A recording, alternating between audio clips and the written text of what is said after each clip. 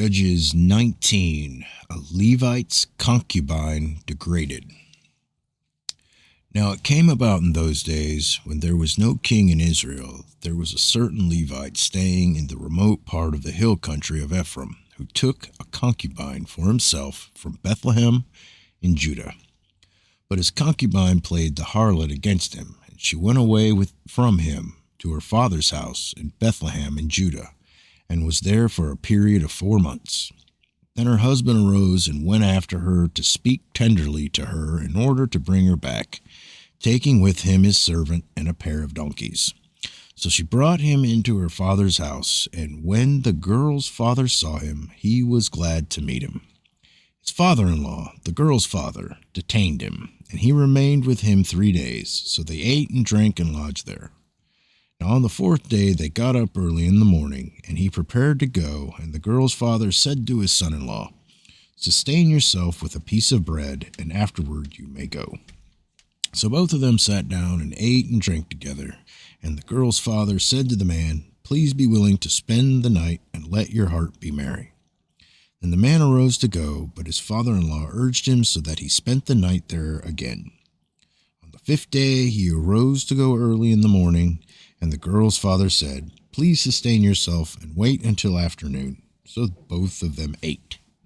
When the man arose to go along with his concubine and servant, his father-in-law, the girl's father, said to him, "Behold, now the day has drawn to a close.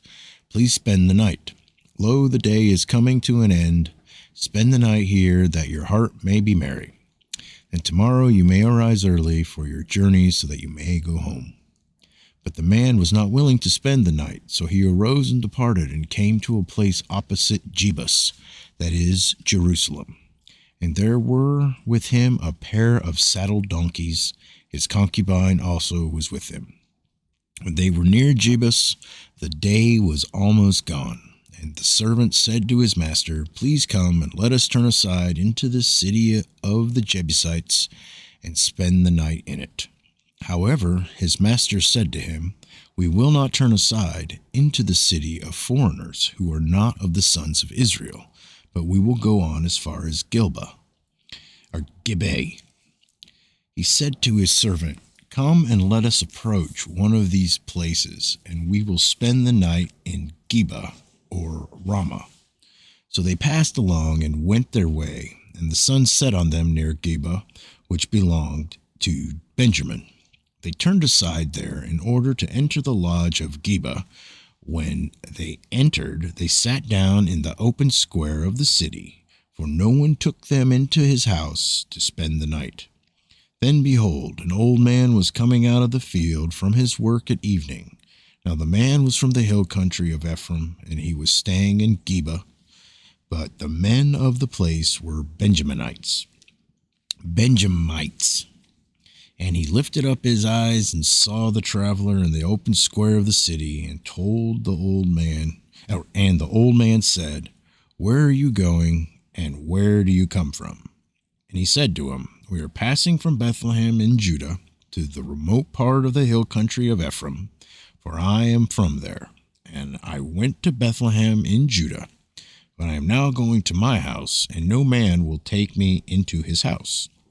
Yet there is both straw and fodder for our donkeys, and also bread and wine for me, your maidservant, and the young man who is with your servants. There is no lack of anything." The old man said, "Peace to you, only let me take care of all your needs. However, do not spend the night in the open square." So he took him into the house and gave the donkeys fodder, and they washed their feet and ate and drank. While they were celebrating, behold, the men of the cities, certain worthless fellows, surrounded the house, pounding the door. And they spoke to the owner of the house, the old man, saying, "Bring out the man who came into your house, that we may have relations with him." Then the man, the owner of the house, went out to them and said to them, "No, my fellows, please do not act so wickedly. Since this man has come into my house, do not commit this act of folly. Here is my virgin daughter and his concubine. Please let me bring them out that you may ravish them and do to them whatever you wish, but do not do not commit such an act of folly against this man." But the men would not listen to him. So the man seized his concubine and brought her out to them, and they raped her and abused her all night until morning, then let her go at the approach of dawn. As the day began to dawn, the woman came and fell down at the doorway of the man's house where her master was until full daylight. When her master arose in the morning and opened the doors of the house and went out to go on his way, then behold, his concubine was laying at the doorway of the house with her hands on the threshold. He said to her, "Get up and let us go." But there was no answer. And he placed her on the donkey, and the man arose and went to his home.